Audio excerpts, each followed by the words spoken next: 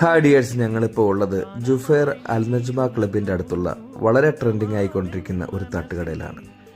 കുറേ നാളുകളായി ഇവിടെ വരണമെന്ന് വിചാരിച്ചിട്ട് ഇന്നാണ് അതിന് സാധിച്ചത്. ഇതാണ് മലബാർ തട്ടുകട. നല്ല ആംബിയൻസ് ഉള്ള ഒരു ഏരിയയാണ്.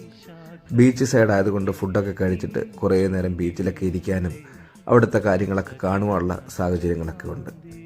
അതുപോലെ തന്നെ കുട്ടികൾക്ക് കളിക്കാനുള്ള ഒരുപാട് റൈഡ്സും കാര്യങ്ങളൊക്കെ ഉണ്ട്. 1 മണിക്കൂറൊക്കെ 1 ദിനാർ മാത്രമേ ഉള്ളൂ റൈഡ്സിൽ കയറുന്നതിന്. അതുപോലെ ഹോഴ്സ് റൈഡ് വേണമെങ്കിൽ അതിനുള്ള സാഹചര്യമുണ്ട്. ചുരുക്കം പറഞ്ഞാൽ ഒരു കാർണിവൽ ഫെസ്റ്റിവലിൻ്റെ പ്രതീതിയാണ്.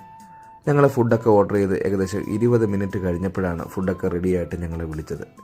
ഈ മലബാർ തട്ടുകടയെക്കുറിച്ച് പറയുകയാണെങ്കിൽ കുറച്ച് ആളുകൾക്ക്, ഏകദേശം 20-25 ആളുകൾക്ക് ഇരിക്കാനുള്ള ഒരു സീറ്റിംഗ് അറേഞ്ച്മെൻറ്റ്സേ പുറത്തുള്ളൂ.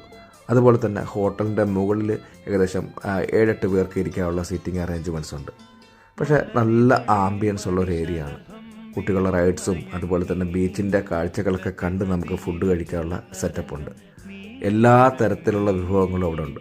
മെനു പുറത്ത് തന്നെ പ്രദർശിപ്പിച്ചിട്ടുണ്ട്.